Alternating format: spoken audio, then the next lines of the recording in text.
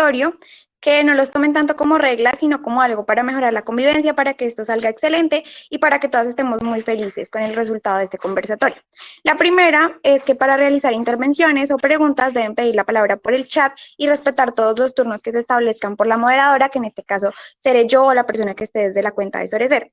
En segunda medida, tenemos que las intervenciones deben ser realizadas desde el respeto. Recuerden que todos estamos en un proceso de aprendizaje y esto es un proceso pedagógico, entonces todo va a ser con un propósito educativo, teniendo en cuenta pues las respectivas fuentes. No es hablar, digamos, porque Pepito me lo dijo, sino con una seguridad de que se tiene como algún conocimiento del tema. La tercera es que durante el conversatorio se habla un máximo de 3 intervenciones por diapositiva, es decir, para que las chicas que tienen preparadas unas diapositivas, que tienen preparadas ciertas cosas, no vayan a ser muy interrumpidas. Se tiene esta regla de que máximo 3 intervenciones y estas intervenciones tienen un tiempo estimado de 1 minuto y no tienen opción de réplica. Y la última ya es al final, en la media hora que tenemos de debate, que van a ser los aportes en la hora del debate, tendrán un tiempo máximo de 3 minutos y las réplicas máximas de 1 minuto y medio.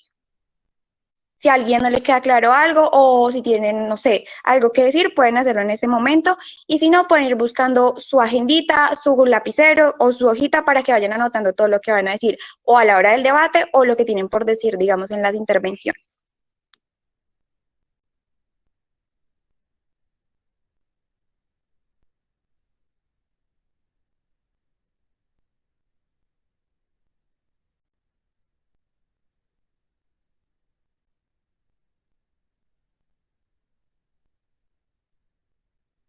Mientras tanto, les voy a dar paso a mis compañeras del día de hoy para que hagan su presentación y que ustedes las vayan conociendo mientras entran más personas.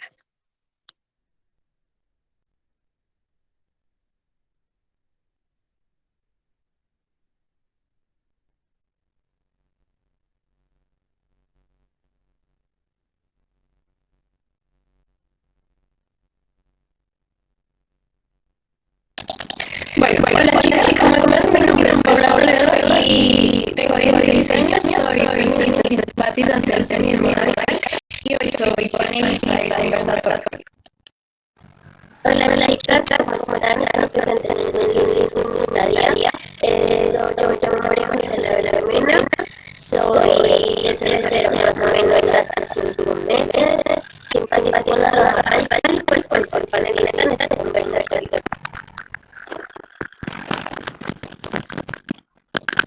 Hola chicas, María. Mi nombre es Sofía, soy feminista de radicalización y pues hoy seré panelista de este conversatorio. Bueno, hola niñas, soy Laura Palazos, tengo 16 años, soy de Buga y soy feminista simpatizante con el anarfeminismo y con el feminismo radical. Hola chicas, mi nombre es Cristina Herrera, tengo 19 años, soy de la ciudad de Bogotá y pues hoy soy panelista.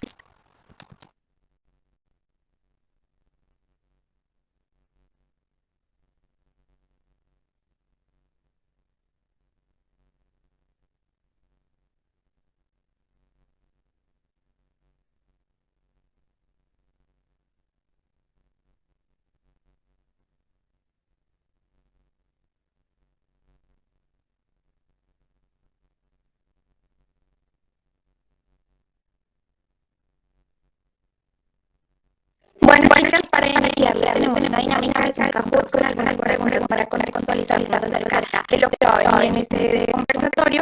Entonces, mis compañeras ya les está compartiendo pantalla para que ustedes vean, para que ustedes jueguen, para que se diviertan y pues nada, van a tener el código y entren.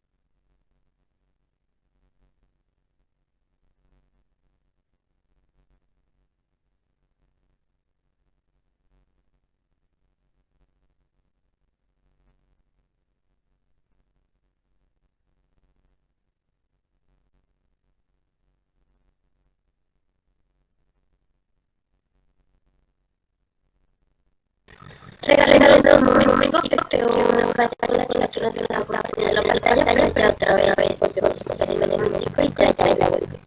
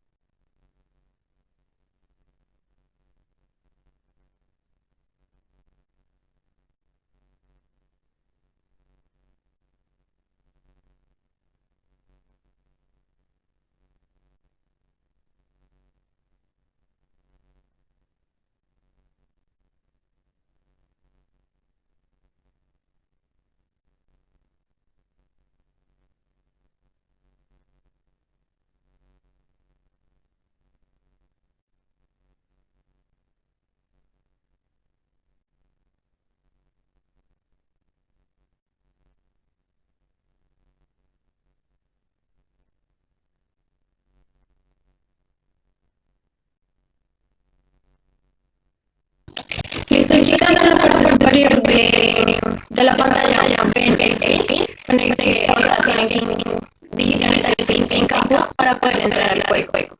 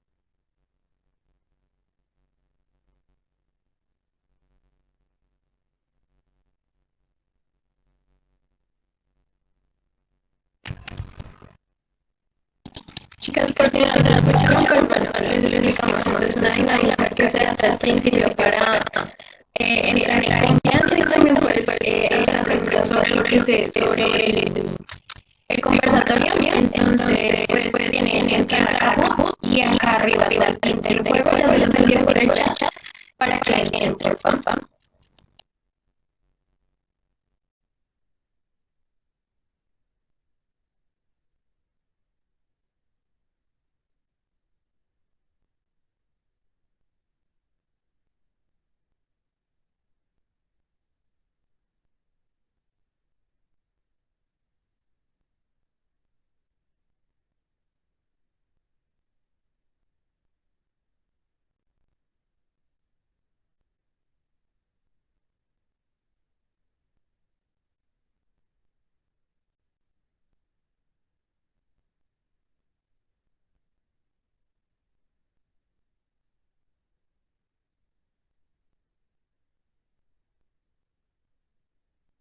Bueno, chicas, ya vamos a iniciar con la dinámica para que estén listas y para que vayan viendo ahí en pantalla.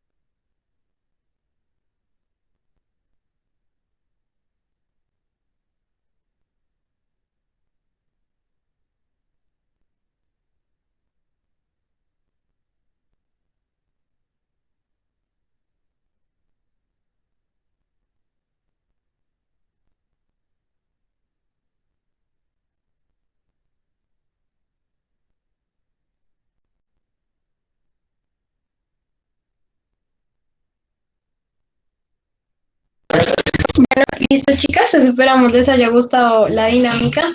Entonces, pues, si en algún momento, si no entendieron alguna pregunta, pues el conversatorio está para eso, para esclarecer algunas dudas. Entonces, pues vamos a iniciar con el conversatorio.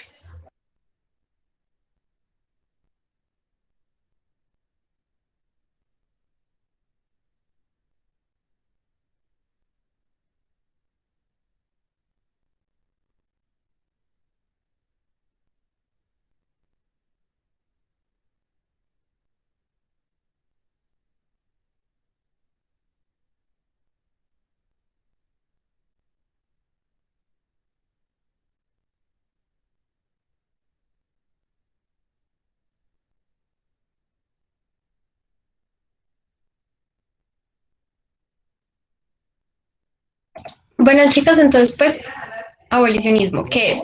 Primero les voy a dar una definición de en sí qué es el abolicionismo y después les voy a decir qué relación tiene con el feminismo. Entonces, el abolicionismo es una doctrina que defiende la anulación de leyes, preceptos o costumbres que se consideran atentorios a principios éticos y morales.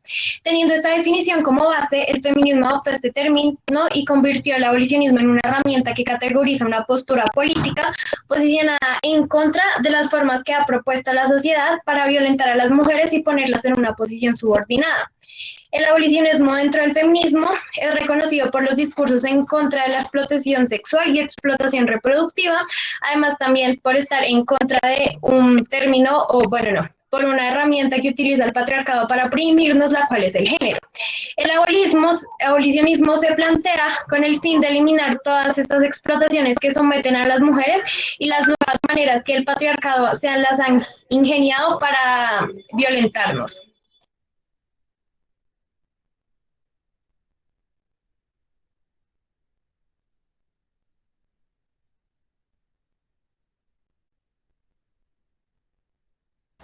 Bueno, chicas, ahora vamos a hablar de pues qué quiere abolir y también esto, cuál es el objetivo de esto. Lo que quiere el abolicionismo, lo que quiere abolir es, como ya sabemos, pues una herramienta del feminismo y busca abolir toda explotación sexual y reproductiva de la mujer. Sin embargo, los intentos pues de la ideología, de las identidades que intentan borrar el sujeto político del feminismo, que somos las mujeres, nos ha obligado a incluir en nuestra agenda de la abolición del género. Más específicamente, esta herramienta abolicionista es de pornografía, prostitución, vientres de alquiler y género. Y ya pues como tal, el objetivo de la abolición es acabar con todo tipo de explotación sexual y reproductiva de la mujer, como también combatir contra los intentos de ideología de las identidades que intentan borrar, como ya dije, el sujeto político del feminismo, por los siguientes motivos. La prostitución es una forma de violencia extrema con las mujeres y las niñas. El alquiler de vientres es una forma de violencia contra las mujeres.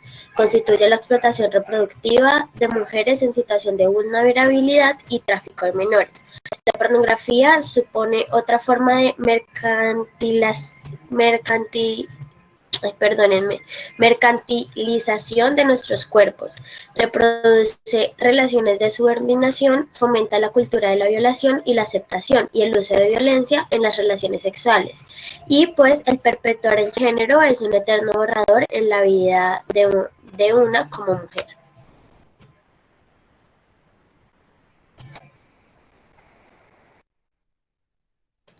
Bueno, entonces, para saber por qué queremos abolir el género, vamos a basarnos de que vivimos en una sociedad patriarcal que se ha mantenido desde la prehistoria hace muchísimos años hasta nuestros días, en los que se establece una jerarquía entre hombres, que son los que ejercen la autoridad, y las mujeres, que somos las que estamos sometidas a esa autoridad. Este sistema jerárquico es un constructo meramente social que se ha reproducido a lo largo de toda la historia, asignando papeles distintos en la sociedad a las mujeres y a los hombres, lo que conocemos como roles de género.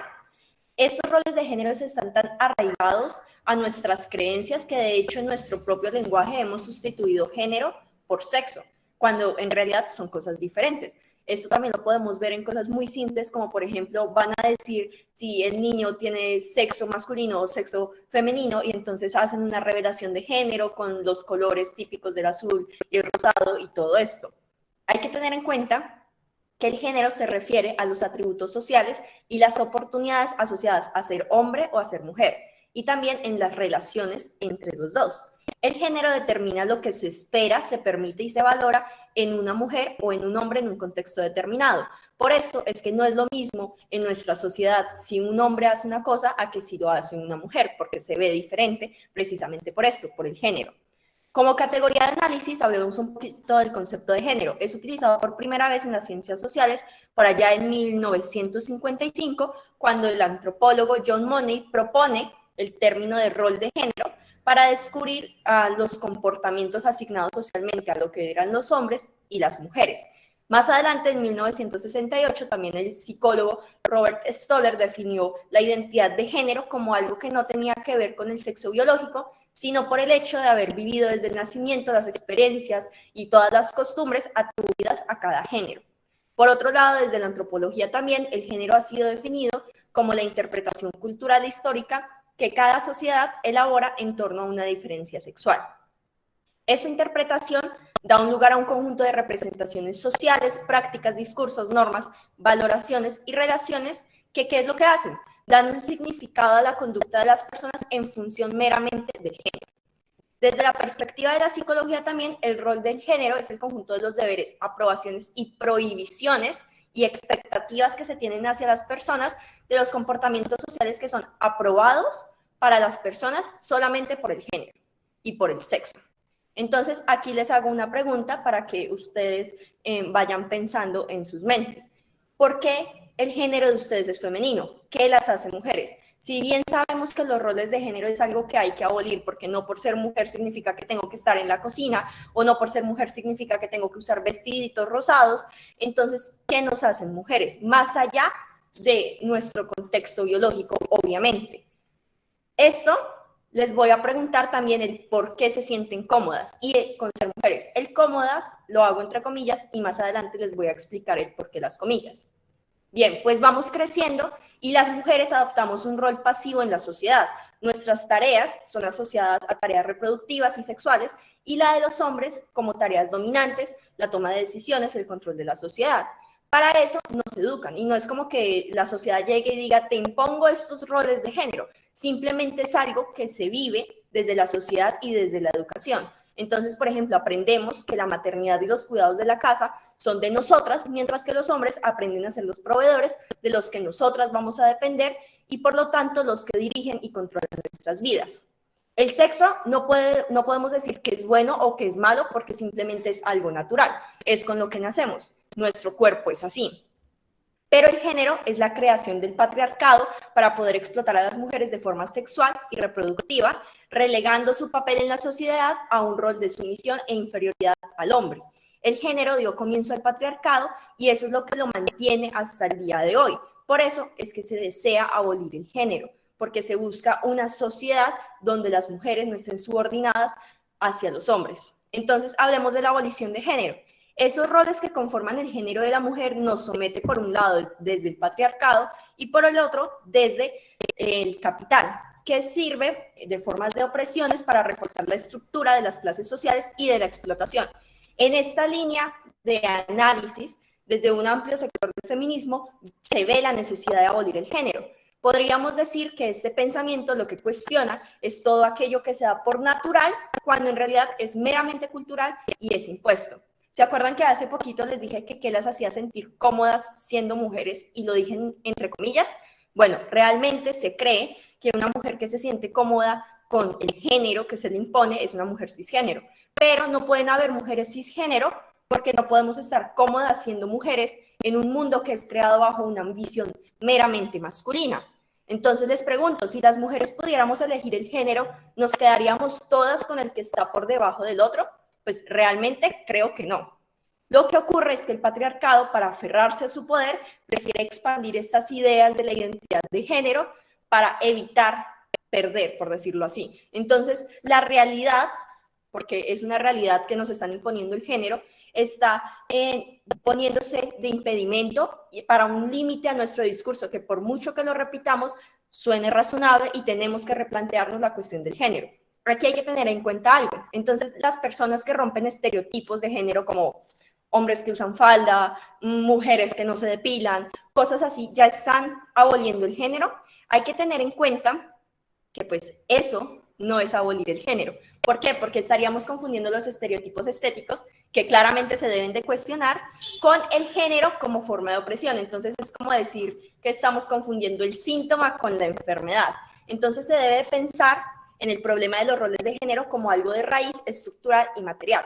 De hecho, Monique Wittig explica también muy bien la asociación entre el género y la clase. ¿Por qué? Porque se explica el menor acceso al trabajo, en los salarios más bajos, en los roles de cuidado que no son valorados en nuestra sociedad, en las violencias que padecemos por el hecho de ser mujeres y mayoritariamente a manos de hombres cisgéneros y en función a la violencia patriarcal. Entonces, se debe tener en cuenta que el género no es una cuestión performativa, sino una cuestión de poder. Y es fundamentalmente una cuestión de clase también, más que simplemente de estética o de discurso. Aquí es donde entra la teoría queer. ¿Qué es lo que pasa? La teoría queer implica un cambio en la forma de pensar en la que hemos tenido hasta ahora sobre el sexo y el género. De acuerdo con Córdoba, en el 2003, a través de esta teoría se pretende reactivar y reformar la identidad sexual como un tema que se debe de llevar al plano social, donde se debe renunciar totalmente a lo que conocemos como normalidad, puesto que el binomio normal, obviamente, debe de perder fuerza. Pero entonces, ¿por qué debe de perder fuerza? Porque las diferentes expresiones de la sexualidad ya no se ajustan a la descripción estrecha, donde debe de encasillarse a las personas en algunos polos, o entonces, ¿eres femenino o eres masculino? Entonces, la idea de una única sexualidad ideal, que siempre va a ser la heteronormativa, va a llevar a un pensamiento de discriminación y de opresión. Sin embargo, la teoría queer invita a ver a un mundo sin categorías. En la conformación de cada persona, obviamente van a coexistir su sexo biológico, su identidad de género y su expresión de género. Todas estas en dimensiones diferentes, pero lo que ocurre es que cuando se sincronizan dentro de nuestro cuerpo, van a causar un problema para la norma heterosexual y va a desafiar la concepción de género que ha sido aceptado hasta nuestra época con las construcciones de feminidad y de masculinidad. Lo reciente y lo que implica la teoría queer es un cambio de la manera que hemos venido pensando en la sexualidad y por lo mismo en la búsqueda de información que pueda ayudar a este tema. Podría decirse también que consiste en algo así como un desciframiento postmodernista en la noción de lo que es la identidad sexual, que enlaza históricamente pues, con el camino abierto por el feminismo y los estudios sobre la mujer y sobre el género. Los estudios queer también tienen como finalidad romper con los esquemas de desigualdad, discriminación y opresión. Obviamente sería muy utópico decir, el día de mañana ya todo va a estar completamente perfecto porque vamos a hacer este cambio, porque pues sabemos que no.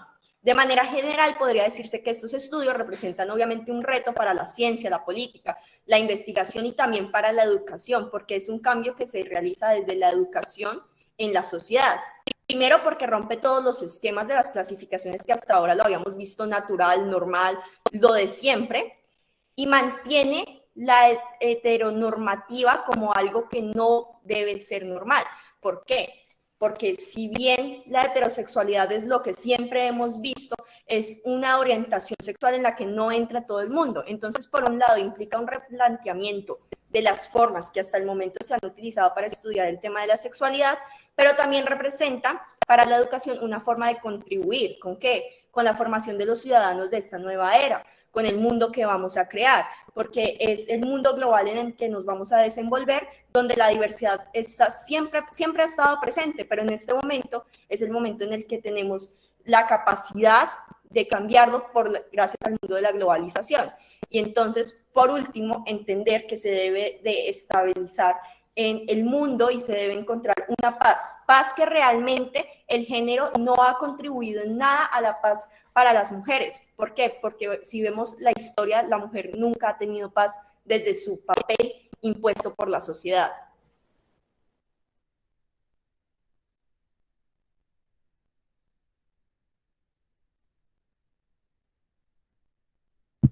Bueno, chicas, ahora yo les hablaré sobre la prostitución. Pues como todas ya sabemos, existe algo llamado el consentimiento. El consentimiento no puede ser manipulado ni comprado porque ya deja de ser consentimiento. Hablo de manipulación mental, emocional y más que todo económica en este momento. En este caso, pues voy a hablar sobre la manipulación económica que hay dentro de la prostitución. Pasa que las mujeres que se someten a esta prostitución lo hacen por necesidad, ya sea por un plato de comida, para sus estudios, para lo que sea, pero siempre lo van a hacer por necesidad. Entonces, esta empresa, estas personas se aprovechan que tienen una necesidad económica y las someten y las explotan a muchísimas cosas. Dentro de la prostitución no existe la libre elección, porque una trabajadora sexual, no me gusta decir este término, pero para que me entiendan, deja todo y tiene mucho que ver la prostitución con la trata. ¿Por qué? Porque pues no sé si han visto que siempre que llevan a estas mujeres a otros países, les quitan el pasaporte, la visa, entonces quedan sin salida, quedan totalmente sometidas a este lugar, a estas cosas. Entonces es algo totalmente horrible que tienen que sufrir estas mujeres porque las explotan todos los días, es violaciones pagadas, porque decir que la mujer puede escoger sus cosas es ocultar la verdad que un hombre la puede comprar, porque jamás será una empoderación que la mujer sea explotada y sometida. También me gustaría hablar, pues esto ahora que están diciendo que es empoderante, la prostitución sobre ser stripper y todo esto relacionado. Yo siempre he escuchado cosas como comentarios que dicen como me equivoqué de carrera, debí de ser stripper, cosas así. Y es como no es dinero fácil, o sea, están pagando por ver tu cuerpo sexualizado y realmente lo mucho que romantizan en la sociedad esos temas, ya sea la venta de fotos, de pies, por ejemplo, que están romantizados, siempre será una explotación y siempre habrán mujeres sometidas a cosas horribles.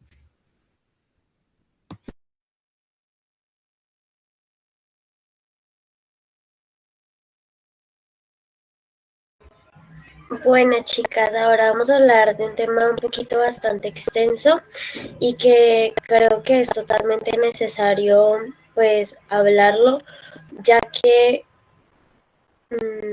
espérense un momento que se quitó la diapositiva, era la pornografía.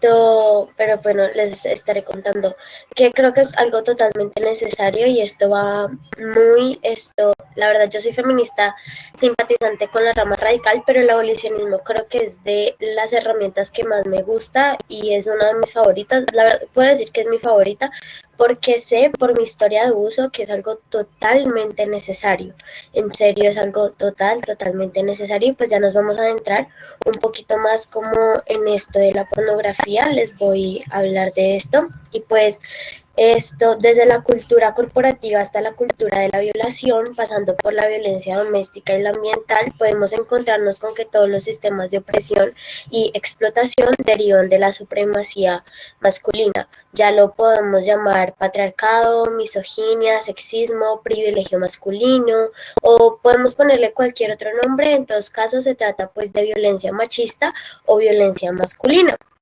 Y pues las cifras son tan impactantes como reales. La violencia que crece casi sin control desde los cimientos de la supremacía masculina ha extendido pues sus tentáculos igual que la supremacía blanca y la de clase.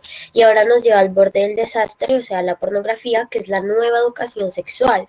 Y es donde el patriarcado nos alcanza más insidiosa y eficazmente, porque ustedes saben que la pornografía está al alcance de cualquier persona que tenga internet o una revista o prácticamente, y ni siquiera la pornografía como tal, sino que todas las imágenes de modelos, de revistas, todo está muy sexualizado, todo está, y todo esto es por la cultura de la pornografía, y pues esto nos lleva a muchas otras cosas. Y pues de lo que vamos a hablar no es de las trabajadoras sexuales, no me gusta tampoco usar el término, pero no vamos a hablar de ellas o del feminismo liberal, sino del real problema, que es la supremacía masculina, que es pues la piedra angular de la cultura dominante y por lo tanto la fuente primaria de toda violencia y opresión. La pornografía es la cuna de la cultura de la violación, la cultura de la pedofilia y el falocentrismo.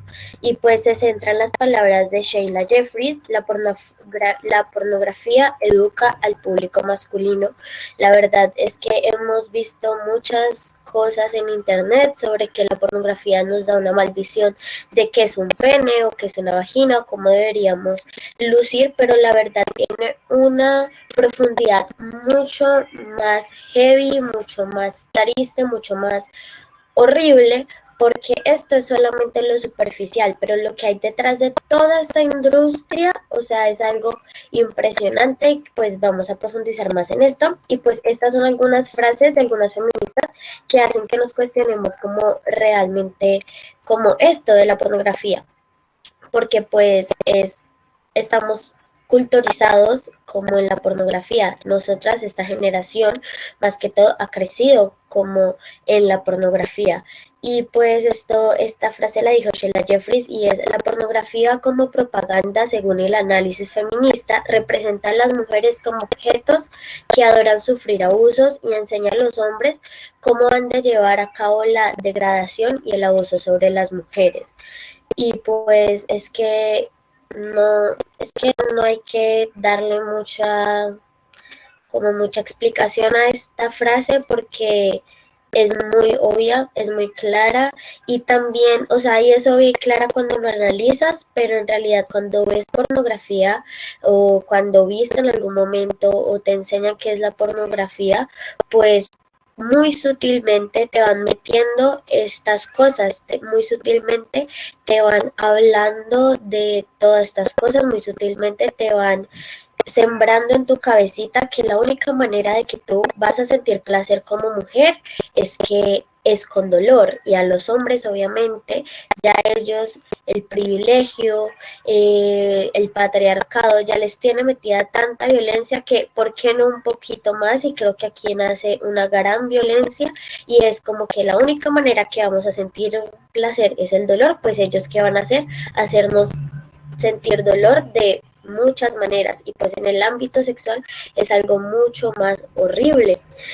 Otra de las frases que a mí me gustó es de la doctora Mary N. Lane, que dice: pueden enseñar no solo comportamientos sexuales específicos, sino actitudes generales hacia las mujeres y los niños, como son las relaciones, la naturaleza y la naturaleza de la sexualidad.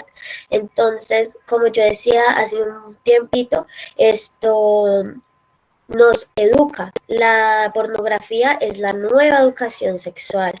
Entonces lo toman como ejemplo de cómo deben ser las relaciones sexuales y es algo totalmente grotesco, algo totalmente violento y pues todo esto. Otra frase que dice es de Gail Dines y dice: la industria del porno ha secuestrado la sexualidad de toda una cultura y está echando a perder a toda una generación de niños, y si destrozas una generación de chicos, destrozarás una generación de chicas, porque obviamente ellos son los que toman este rol dominante y pues nos hace poner sí o sí en un rol totalmente sumisas y pues es algo bastante fuerte, afecta nuestra sexualidad, afecta nuestra vida, nos marca porque en realidad es así, no solamente nuestra sexualidad, sino en algún momento si llegamos a ser consumidoras de pornografía, que es algo que puede ser de tantas maneras, por curiosidad, porque la amiguita, porque el amiguito te dijo, porque es algo que está tan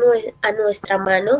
Ahorita les voy a explicar un poco de esto, de que con solamente 15 minutos, con solamente 15 segundos puedes tener pornografía si tienes un computador, y aparte en solo 15 segundos te puedes dar cuenta lo violenta que puede llegar a ser la pornografía. Y pues ella misma, Gail Dines, en un video titulado, que de verdad se los invito a ver, que se llama Crecer en una cultura de porno, nos cuenta a base de estudios cómo la pornografía es algo totalmente violento y puede ser claramente visto en menos de un minuto de una página porno, pues, o tan solo comiendo un anuncio, o solo poniendo en el buscador, ni siquiera entrar en una página, sino un anuncio, o poner en el buscador algo como esto, algo como lo que les venía diciendo, de la violencia, de que se ve, y no solamente la cultura de la violación, sino la cultura de la pedofilia, porque esto está detrás de todo esto. Y pues les voy a dar solamente las 3 cosas más comunes para que ustedes se den cuenta de que sí, de pronto lo tienen en su mente, lo han visto en algún anuncio, lo han visto en alguna página porno, y esto nos está sembrando no solamente a las mujeres, sino también a los hombres, pues crecer en una cultura súper violenta. Y pues el primero es una chica que nos muestra, no les puedo poner imágenes porque obviamente esto es muy fuerte, pero ahí ella mostraba las imágenes y es de una chica haciendo sexo oral a un hombre con la pestañina corrida de que estaba como llorando, sudando demasiado y con la mano del hombre en su cabeza y como empujándola o también jalándola del cabello. Díganme si esto no es una imagen totalmente violenta. Creo que no debe ser nada placentero para la chica en ese momento vivir una cosa tan horrible.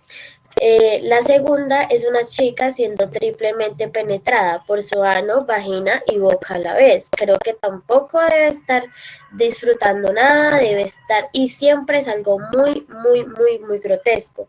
Y el tercero que nos induce pues mucho a la cultura de la pedofilia es una chica joven o una niña a la cual le están quitando su virginidad y el nombre del video es Daddy's Girl, o sea, niña de papi, y siempre es esto, me acosté con mi papá o me puse juguetona con mi papá o cosas así, y es algo realmente turbio, o sea, porque y nos inculca y eso hace que hayan violadores en nuestras casas, se los juro, y creo que es también se nos ha romantizado mucho este tiempo, así como las strippers, también OnlyFans y las webcam, que es algo que ahorita está en furor, que te dicen, eso es plata súper fácil y miles de personas están haciendo plática así súper fácil y créanme por experiencia aquí, esto de que mi mamá trabaja en un lugar donde hay muchas chicas, igual no vamos a hablar de las chicas, sino de lo que tienen que pasar realmente no es nada agradable, no es plata fácil, tienen que estar sometidas a tantas cosas pues muy horribles, tienen que estar sometidas a no poder decir nada, tienen que estar sometidas a cumplir con unos roles como esto, el tercero que es hacer como de niñas, hacer de que el papá y la hija, entonces imagínense todo el daño que esto le hace a las mujeres y pues detrás está todo esto de la trata, porque obviamente muchas toman esta decisión, pero como venía diciendo Sofi con la prostitución, es lo mismo. Si hay un pago, eso no es decisión, eso no es igual, eso no es un trabajo. Siempre nos dicen como, es un trabajo normal, nos quieren meter, es puro tabú, pero no es un trabajo normal, porque en un trabajo normal yo puedo ser doctora y puedo atender a mi mamá y puedo atender a mi hermana y puedo atender a mi papá, pero en tu trabajo como webcam, ¿tú podrías dejar que todas estas personas te vieran? Obviamente no. Entonces exponerte es algo dañino, es algo pues que ya tiene mucho dolor y pues nada, o sea, chicas, es como para que también nos cuestionemos un poco esto, lo importante. Y más allá, pues les quiero compartir un poquito de lo que yo sufrí, porque siento que es importante que hablemos no cosas con cifras que leamos, sino con casos de la vida real, con que esto les puede ayudar como un poco en realidad a cuestionarse, porque, por ejemplo, yo cuando estaba muy chiquita tenía más o menos 10 años y la manera en que mi abusador utilizó la manera de su abuso fue mostrarme pornografía y mirarme ver la pornografía. Creo que es algo que me marcó de por vida, créanme, es algo horrible y es algo que también me puso en mi cabecita todas estas cosas, todos estos roles, también esto de la depilación. Entonces creo que pues ya eso es lo que tengo que decir como la pornografía y pues nada, creo que este conversatorio es mucho de cuestionamiento.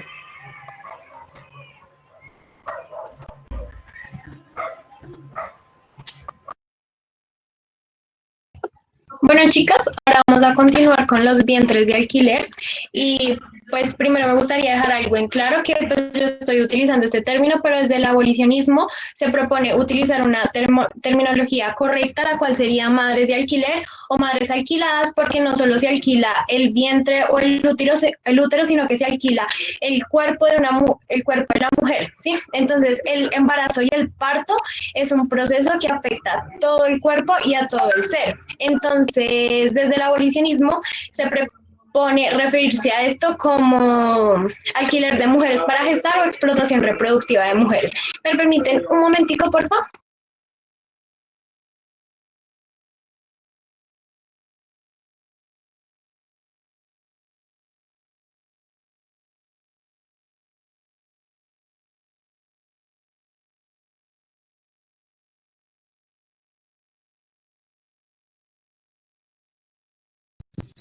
Mientras que Paula vuelve, pues a mí me gustaría decir una cosita rápido, que es toda explotación sexual que se ejerce pues contra la mujer es por y para un público masculino.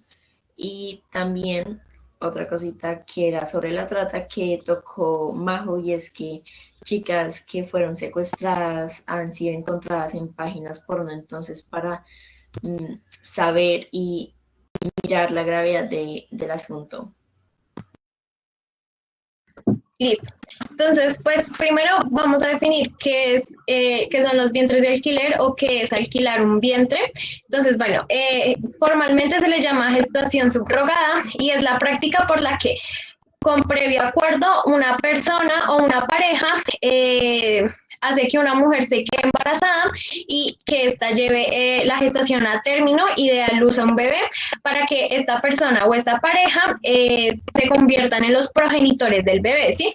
Existen dos formas de la gestación subrogada, perdón, que es la tradicional y la gestacional.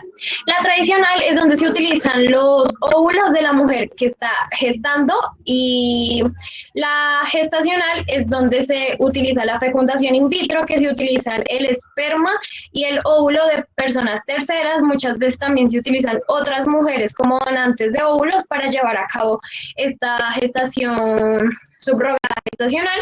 Entonces, y pues bueno, normalmente ahorita en la actualidad se prefiere este tipo de gestación, ya que no va a haber lío con el tema de la custodia del bebé o, bueno, con la filiación legal. Y con respecto a esto, más adelante también les voy a ampliar un poquito con un caso en específico. Entonces, bueno, con el tema del vientre de alquiler existen dos factores bastante marcados que llevan a esto, que son el capitalismo y el liberalismo. Entonces, el capitalismo es un sistema clave que convierte los deseos en necesidades, ¿sí? Entonces, a causa de nuestra socialización familiarista, el ser padre o madre es una necesidad y es, o sea, se ha convertido en una necesidad que se tiene que cumplir a toda costa, ya que es la manera con la que se alcanza una plenitud. Entonces el capitalismo siempre va a hacer todo lo posible para conseguirlo. Y entre esto está la mercantilización del cuerpo de la mujer y vernos como productos de consumo. Y el liberalismo, que es un tema que ahorita es bastante controversial y va ligado al mito de la libre elección, el hecho de que las mujeres escogen libremente gestar bebés para terceros, cuando muchas veces en esto podemos ver que hay factores externos que las llevan a esto, o sea, o está que tú utilices tu cuerpo como nicho para conseguir dinero o que no comas y que tu familia tampoco coma, porque hay algo que es bastante común y es que la mayoría de mujeres que prestan su vientre son mujeres que tienen hijos anteriores, porque de hecho es un requisito de las industrias para que ellas puedan llevar a cabo esto. Entonces, o es el hecho de que tú y tus hijos no comen o utilizas tu cuerpo para producir dinero, ¿cierto? Entonces, teniendo esto en cuenta, porque se propone abolir los vientres de alquiler o la alquiler de mujeres para gestar. La primera, pues, es que es una clara manifestación del control sexual de las mujeres porque se pretende que gesten para terceros y que sirvan para satisfacer los deseos de otros. Esta idea de que las mujeres como medios y como objetos al servicio de los demás ayuda a perpetuar muchos sistemas de opresión. El segundo es, ya lo mencioné anteriormente, es la mercantilización del cuerpo de la mujer, ya que, bueno, esto es una forma de violencia y el hecho de que se vea el cuerpo de la mujer como un recurso para llevar a cabo algo, pues es una forma de violencia. De comercio refuerza el estereotipo de que la mujer solo sirve para gestar o que es una incubadora o una fábrica de niños. Entonces esto también es bastante reduccionista porque nos reduce solo a gestar y a que solo servimos para esto. Otro punto es que, bueno, los vientres de alquiler es un mercado clasista y racista, porque, bueno, sabemos que la mayoría de mujeres que se ven en la necesidad de alquilar su vientre son mujeres pobres de países tercermundistas y los que alquilan a la mujer son personas ricas de países primermundistas. Entonces, pues, de alguna u otra manera, acá podemos ver la desigualdad y cómo estas personas que tienen suficiente dinero se aprovechan de estas mujeres que están de alguna u otra manera en una situación vulnerable. Entonces, bueno, otra es que las madres gestantes son explotadas. Entonces, mientras ellas se embarazan y arriesgan sus cuerpos y su salud, porque pues el embarazo de alguna u otra manera ha sido romantizado cuando es una carga impresionante y en ella pues vienen muchos cambios, tanto físicos como emocionales de las mujeres, las empresas o las industrias se lucran con esto, porque la mayor parte del dinero se la llevan estas y muchas veces las mujeres no les dan el dinero que se les promete y quedan en una situación vulnerable después de un parto. Otro punto bastante importante es que implica la vulneración de un derecho bastante importante en las mujeres, que es el de la filiación. Como ya les decía anteriormente, pues la gestación, ahorita la subrogación gestacional, que es donde se utilizan el esperma y el óvulo de terceros, es bastante conocida para que más adelante, cuando la mujer tenga el bebé, no hayan conflictos. Entonces, pues como les digo, el de la afiliación, ya que pues uno de los mayores temores de las industrias es que las mujeres creen un vínculo con el futuro bebé y por eso se supone que con ayuda de psicólogos pues dan talleres de desapego y demás. Sin embargo, como les dije, hay un caso bastante conocido porque de hecho fue a los principios, pues los vientres de alquileres se presentaron en Estados Unidos principalmente. Entonces es un caso bastante conocido porque fue a principios de toda esta tendencia nueva de mercantilización y el caso se le denominó Baby M, que fue en 1986, que fue cuando Mary Beth Whitehead, después de tener a su hijo, se arrepintió y no se los entregó a las personas que supuestamente iban a ser los padres y se los llevó. O sea, se fue porque de alguna u otra manera ya manifestaba que no se sentía en la capacidad de dar a su hijo y que después sintiera que ella lo vendió. Entonces, pues aquí hubo un proceso gigante y al final la Corte Suprema de New Jersey le concedió la custodia a Maribeth, pero, o sea, solo le dieron derechos de visitas, perdón. Reconocieron a Mari como la madre legal y le dieron derechos de visita, pero la custodia se lo dieron a la familia que había alquilado el vientre de ella. Y por último, bueno, los contratos mercantiles asociados a la llamada maternidad subrogada suelen incluir cláusulas abusivas para controlar diversos factores de la vida de las mujeres. Es decir, entre estos está, se les controla totalmente y bueno, de esto viene el mito, pues porque de alguna u otra manera, pues puede que sea verdad, sin embargo no hay como hechos claros, que es las granjas de mujeres donde se las llevan y las internan ahí para que no tengan ningún tipo de contacto con factores externos como su familia y supuestamente los cuiden allí. Y por último, es muy común en las mujeres inyectarles hormonas cada 3 o 4 veces al día para así tener más posibilidad más aumento de la fertilidad, y también les ponen muchos óvulos fecundados. Y también, digamos, si en algún momento ellas necesitan, se les niega el derecho a abortar, y esto tiene todas estas, que les inyecten todas esas hormonas, trae muchos efectos secundarios y súper riesgosos para las mujeres que están siendo alquiladas. Entonces, por todos estos puntos que les nombré, que, o sea, las únicas víctimas somos nosotras, es que se propone abolir los vientres de alquiler, porque como les dije, es una nueva manera de utilizarnos a nosotras como un objeto de consumo o un medio para llegar y darle placer a otras personas.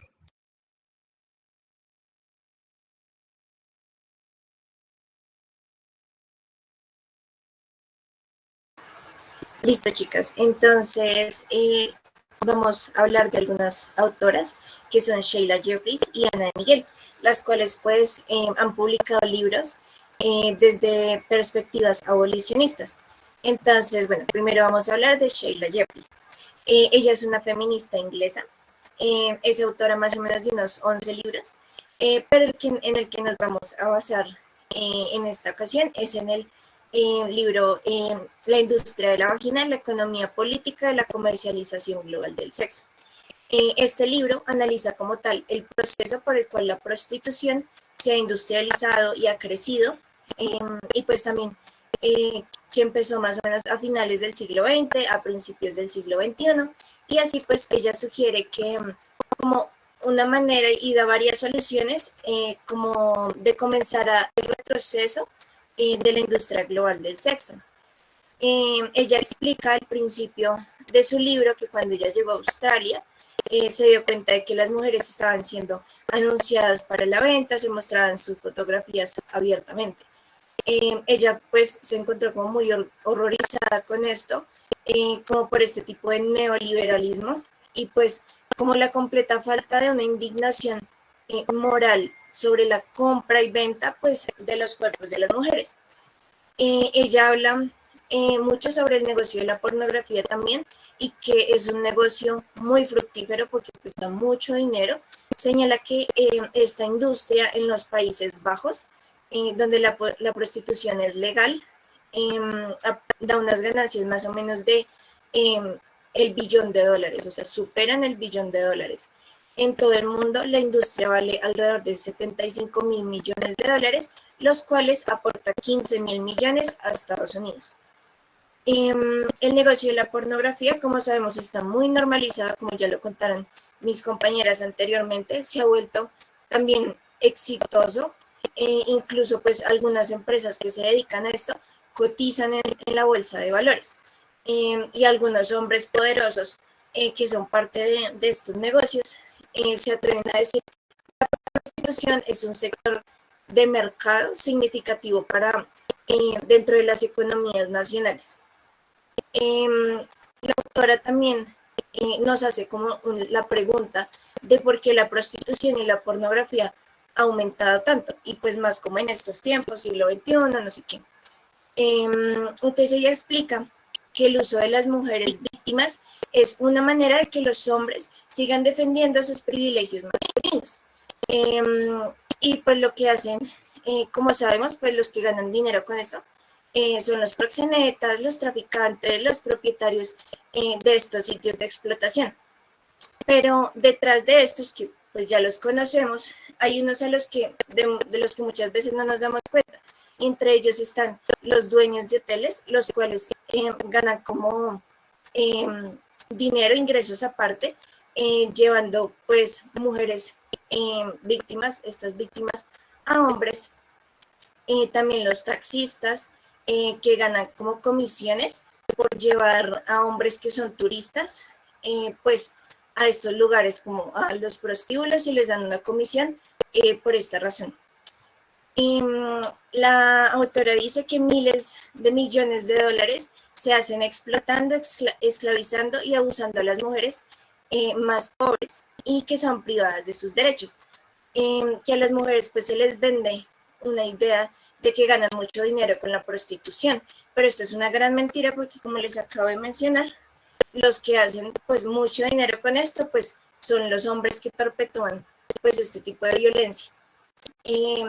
Ella también en una parte del texto, ella expone su punto de vista sobre el matrimonio y que lo ve como un tipo de prostitución, ya que pues es como una transacción legal que tradicionalmente hace como que se garantice el acceso sexual al cuerpo de las mujeres a cambio pues, de su subsistencia. Ella dice literalmente que la prostitución y el matrimonio siempre han estado relacionados, siempre han estado ligados. Y también que en las relaciones heterosexuales pues se sigue perpetrando pues, la idea de que el hombre tiene el poder y el derecho sobre el cuerpo de la mujer y que puede acceder a él pues cuando él quiera.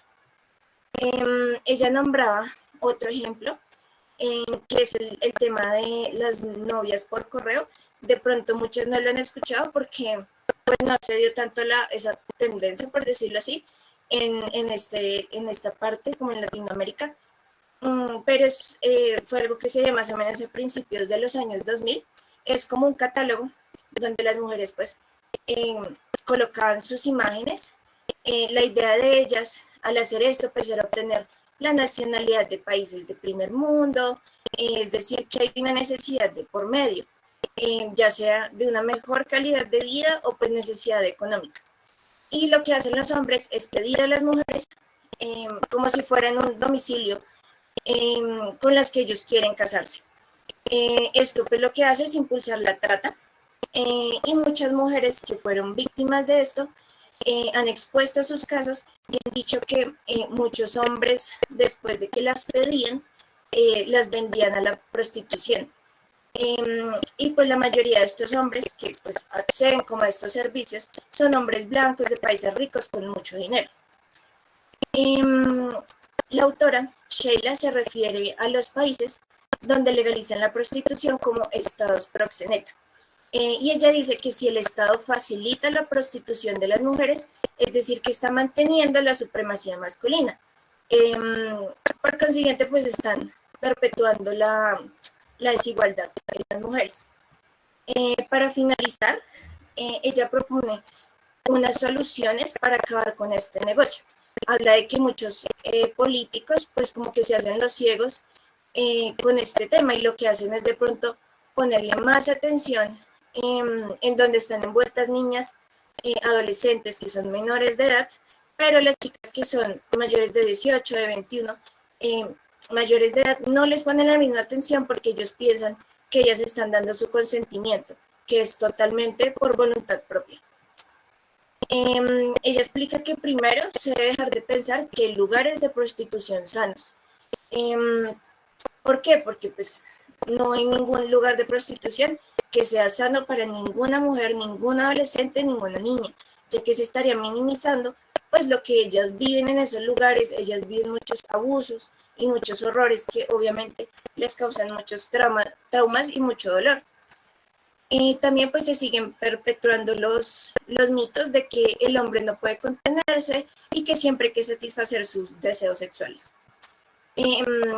Obviamente, aunque ella siempre está en un punto muy abolicionista, obviamente ella explica que terminar con la prostitución no es una tarea fácil, ya que detrás de esto hay toda una industria, hay hombres muy poderosos con mucho dinero, hay políticos, policías, grandes empresarios, militares, etcétera, que hacen que esto siga existiendo.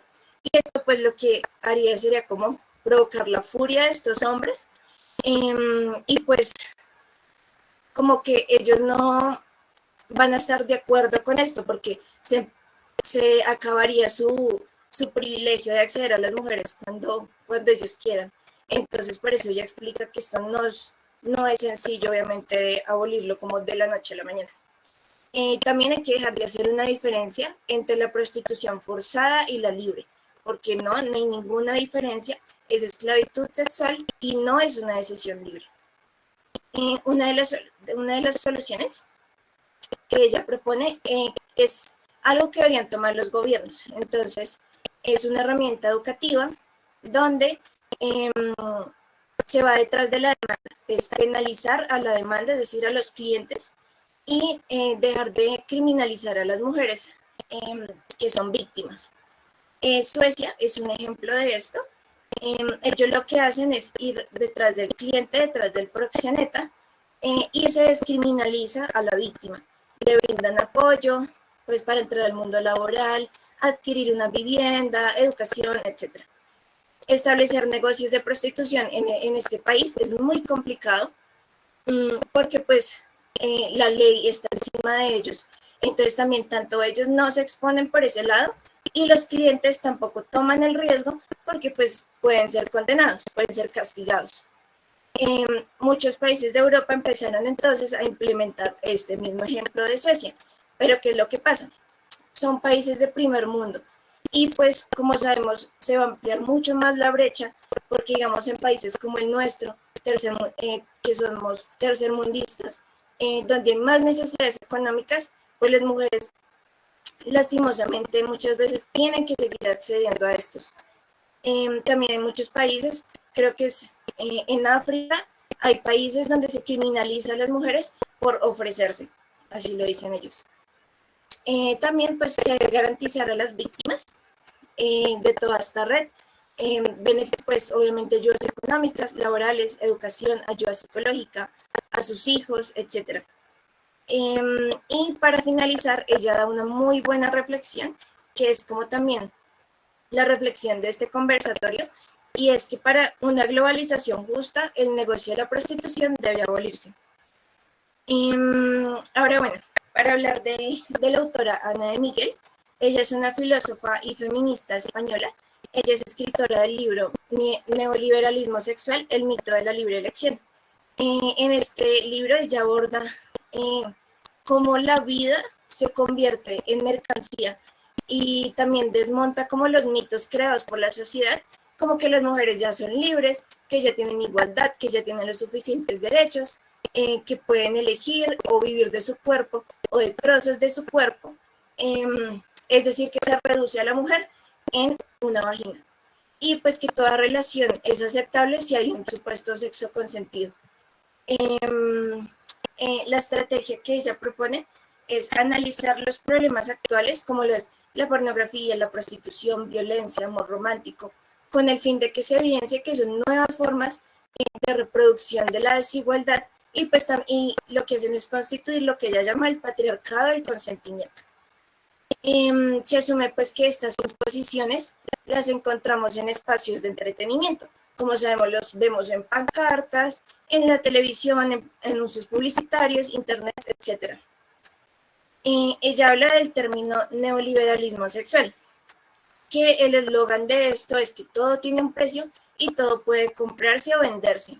Y pues de acuerdo con esta frase, el cuerpo de las mujeres se toma como una mercancía que está como dispuesta al mejor postor, por decirlo así, de mercado, y que se disfrazan que es la libre elección de ellas.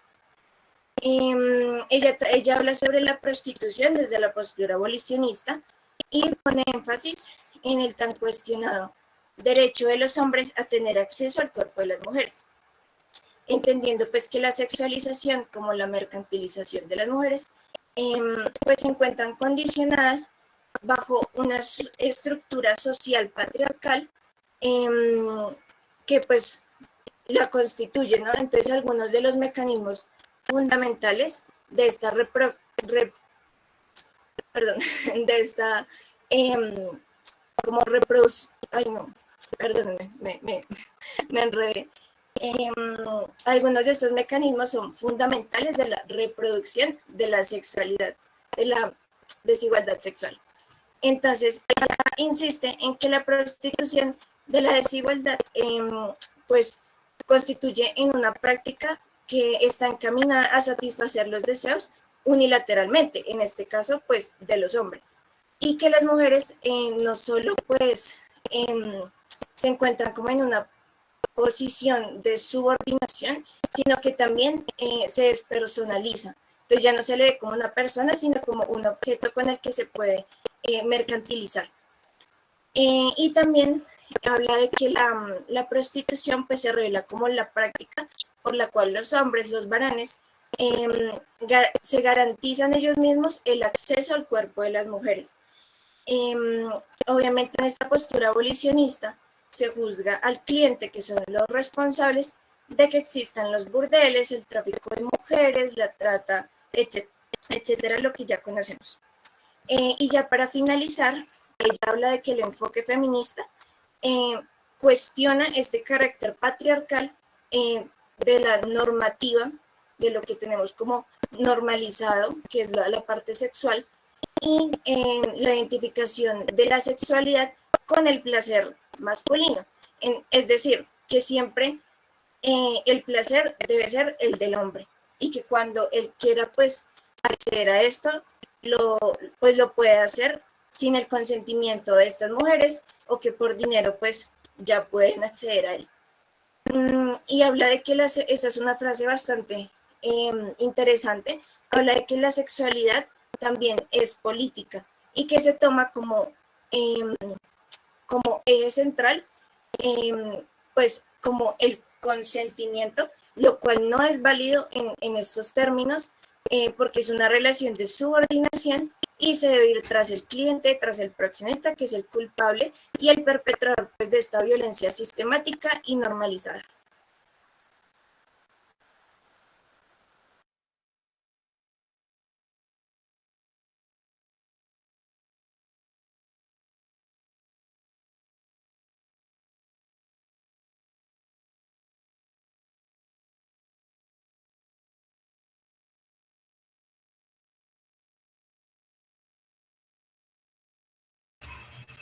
Bueno, chicas, en este momento entonces se abre como espacio para preguntas. Si alguna tiene alguna pregunta, quiere saber algo, nuestras panelistas están para responderles. Entonces pueden dejar sus preguntas en el chat y yo las leeré, o si desean hacer alguna intervención, les daré su turno. ¿Listo? Natalie, ¿puedes empezar? Ok, bueno, primero felicitarlas, chicas, me gustó mucho la presentación. Hay muchas cosas que no sabía y espero tener o contar con la bibliografía pronto. Y segundo, pues mi intervención no es tanto una pregunta, sino va más en línea como en relación a esto de la idea de los fetiches y de cómo los deseos que son socialmente inaceptados, como lo es la pedofilia, ¿no? Que es lo que es más satanizado actualmente, digamos, se intentan transmutarse y convertirse en cosas idealizadas y bonitas, como lo es, digamos, la pornografía en esta idea de, ay, la colegiala, la niña de papi. Sí, es la misma idea de la pedofilia, es la misma idea, pero entonces está, digamos, pasa a lo social de una forma como más aceptada. Y quería como traerlo al marco teórico. No tengo autoras para mencionar, pero sí es algo que se ve muy desde el psicoanálisis y que trabaja mucho Freud. Entonces, estos deseos que son satanizados socialmente, cómo se vuelven visibilizados y no tan satanizados.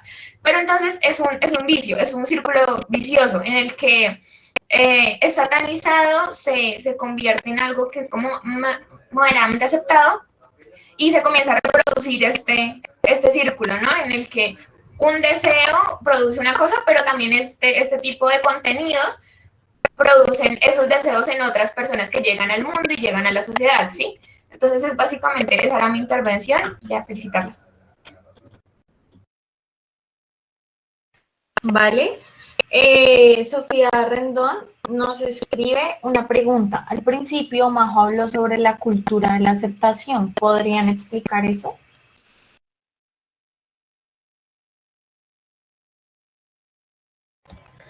Pues es que la verdad no entiendo muy bien la pregunta, o sea, la cultura de la aceptación de que o te referías a la cultura de la violación o de la pedofilia, que fue creo que las dos que mencioné, o a qué te refieres.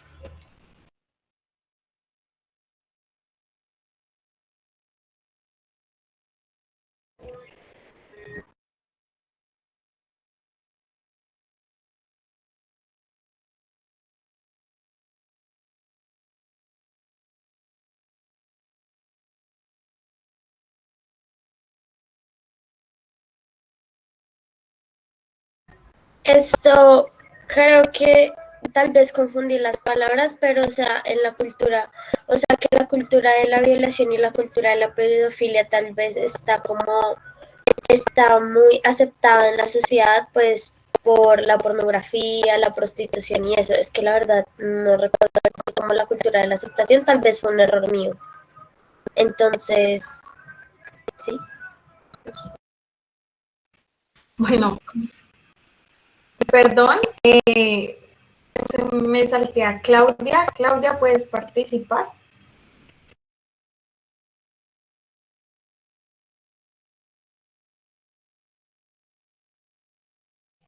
Hola, buenas noches. Felicitaciones a todas.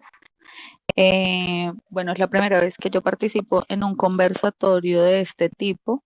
De hecho, hasta ahorita es que estoy como enterándome del feminismo como tal. Yo no sé si todas saben, pero yo soy la mamá de María José Laverde. Y pues lo que quería aportar como un poquito, bueno, lo que yo veo es que por lo menos hubo una parte donde había una chica que decía, no recuerdo exactamente cuál, que hablaba de que la pornografía era consumida, que iba dirigida hacia el hombre. Y en realidad o sea, se ha visto que ya también va dirigida hacia la mujer, o sea, a atrapar también a la mujer para que empiece a normalizar todos los comportamientos que hay ahí. O sea, no podríamos como satanizar de alguna manera de que solamente son los hombres y que los hombres son los únicos que consumen, cuando en realidad hay muchas mujeres que consumen mucha pornografía para complacer a los hombres, o incluso también entre las lesbianas se ve muchísimo este tipo de cosas. O sea, quería como, pues, no sé si sirva, pero pues también hacer ver de que se empieza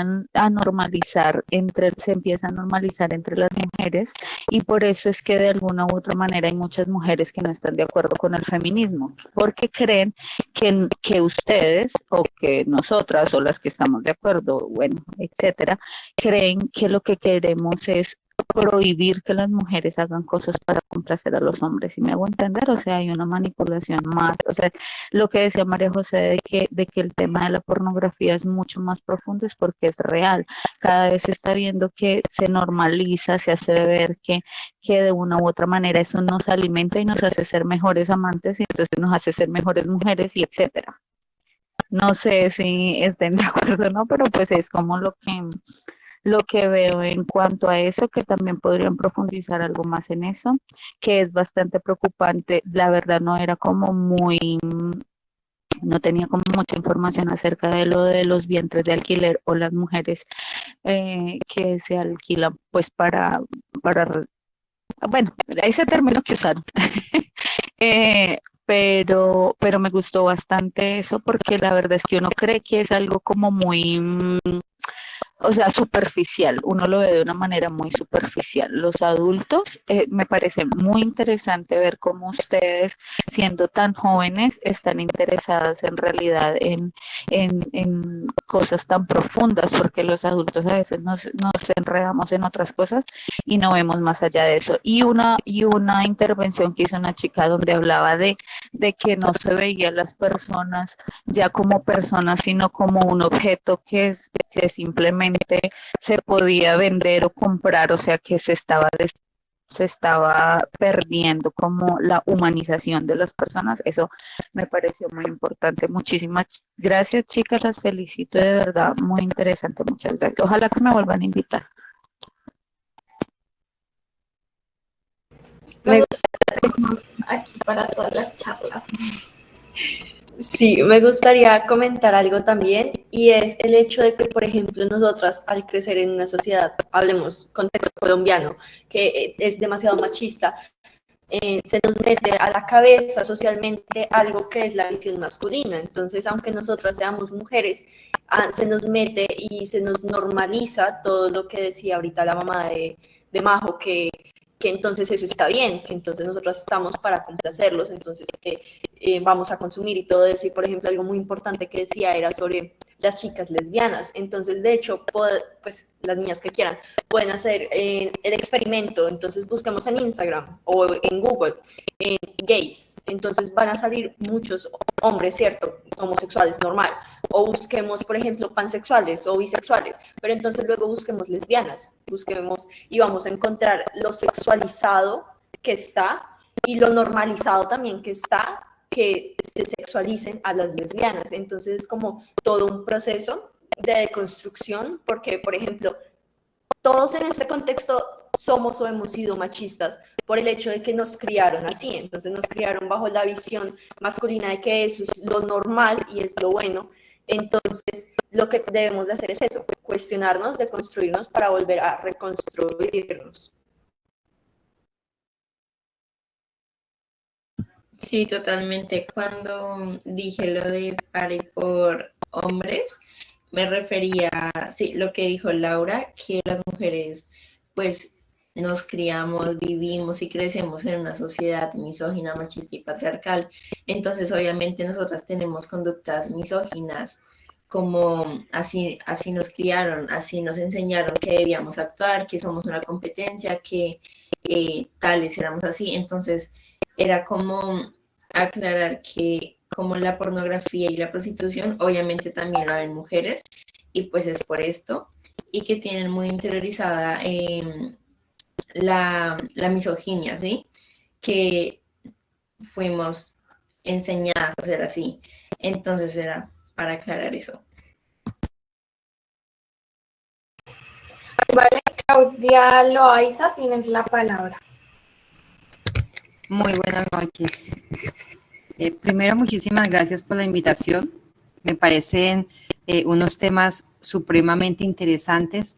Mi aporte es, yo soy adulta, yo soy adultica ya, y entonces yo, como dicen ustedes, me levanté, me crié con ese pensamiento de que a pesar de que yo soy profesional, también debo de estar encargada de todo lo de la casa, estar encargada de atender a mi esposo, de atender a mis hijos, pero me parece muy interesante que ustedes tan jóvenes ya quieran cambiar esos paradigmas, esas formas de pensar, que a veces a mí me ha costado trabajo. A veces yo digo, no, estoy muy ocupada, pero no, tengo que atender a la familia. Y de verdad que uno lo hace con mucho cariño, pero a veces también uno se va llenando de muchísima responsabilidad y no suelta esas responsabilidades dentro de todos los miembros de la familia, que debería ser así. Todos deberíamos de aportar y colaborarnos. Las quiero felicitar a todas ustedes por ese paso que se está dando, por ese cambio de paradigmas y por poner a la mujer en el lugar, o por ponernos a todos nosotros en el lugar que realmente merecemos. A la par, a un lado allí diría yo del hombre, no, yo creo que nadie es superior que el otro, pero sí todos estamos para apoyarnos y para colaborarnos. Muchísimas gracias. Qué bella, qué bella. Amo a las mamás de las mujeres de Sorecera.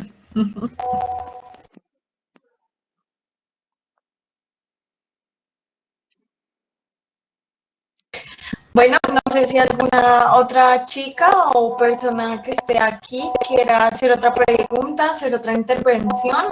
Tienen este minutico para hacerla, o si no, ya empezamos, ya cerramos el conversatorio. Andrea Bermúdez, tienes la palabra. Hola, muy buenas noches para todas.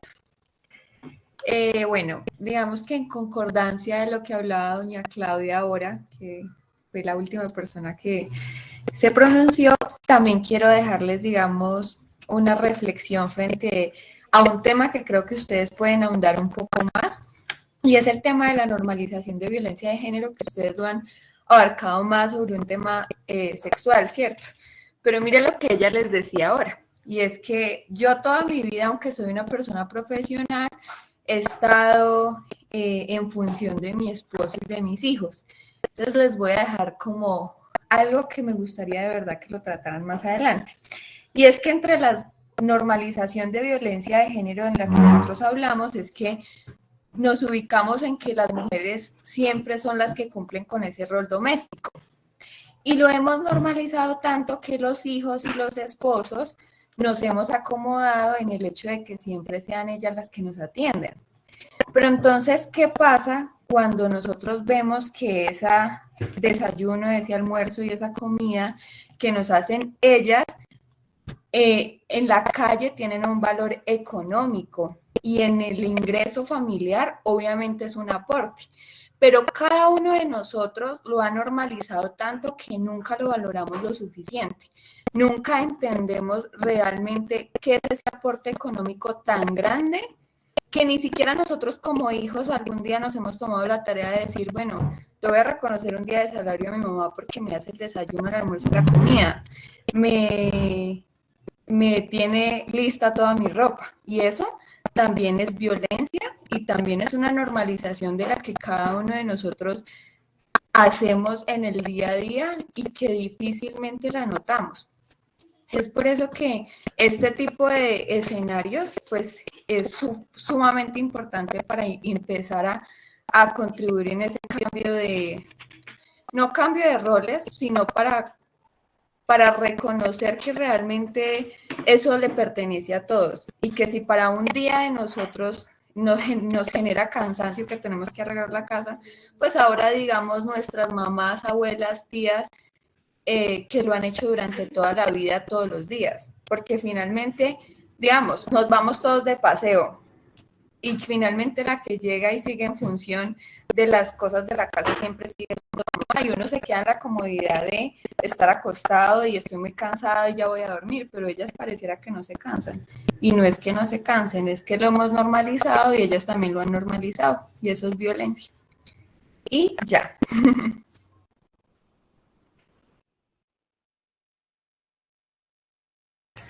Vale, perdón, Sofía Rendón, te salté. Tienes la palabra.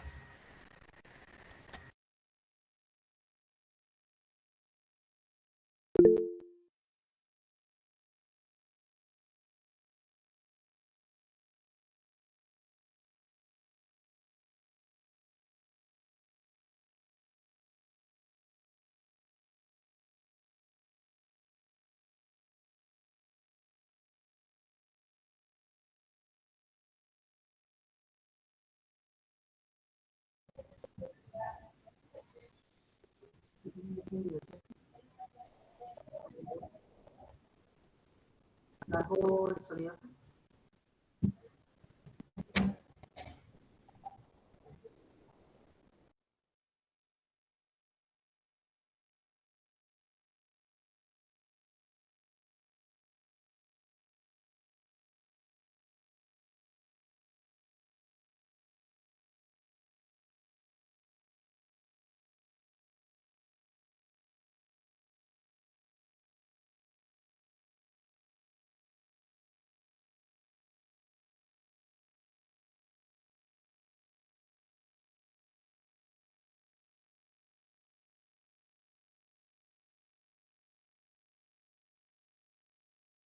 Dale, muchas gracias por tu aporte.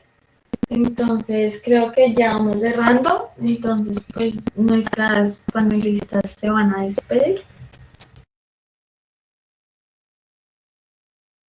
Bueno, pues agradecerle a todas, en especial, por ejemplo, el cambio que estamos haciendo no solo pues como en la sociedad joven, sino también a todas las mamás que están aquí y esperamos verlas en los próximos conversatorios y en las próximas charlas.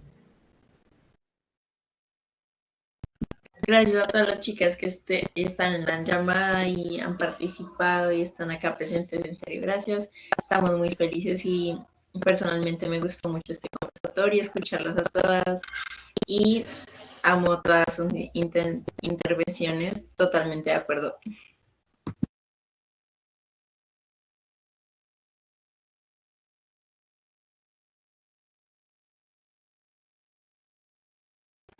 Bueno, pues yo también les quiero dar las gracias a todas por estar acá, por sacar estos minuticos de su tiempo para escuchar, para educarnos, para aprender. También gracias a todas las chicas que participaron y también pues es como una reflexión, ¿no? Aquí también podemos como abrirnos un poco más y que a pesar de que somos jóvenes, es un problema que nos incumbe a todas y todas pues debemos como hacer parte de esto y educarnos. Sí, chicas, yo también les quería dar las gracias pues por su espacio acá y por las intervenciones que hicieron. La verdad, pues de alguna u otra manera cada intervención nos hace cada vez cuestionarnos más cosas y darnos cuenta de más cosas. Es como cosas que probablemente en algún momento no habíamos dicho, como, bueno, esto también es algo que se debe tomar en cuenta y que tiene algún tipo de trascendencia. Entonces, pues muchísimas gracias por sus intervenciones y por la dedicación de su tiempo acá para aprender, pues esto es algo bastante gratificante y también es gratificante verlas aquí conectadas con nosotras. Bueno, chicas, en serio, muchísimas gracias a todas las que estuvieron, a las mamitas que participaron, en serio, nos deja el corazón súper contento porque fue algo súper, súper hermoso. Muchas gracias a mis compañeras panelistas porque hicieron un trabajo excelente, en serio también, son un amor, las queremos mucho y pues ya creo que este es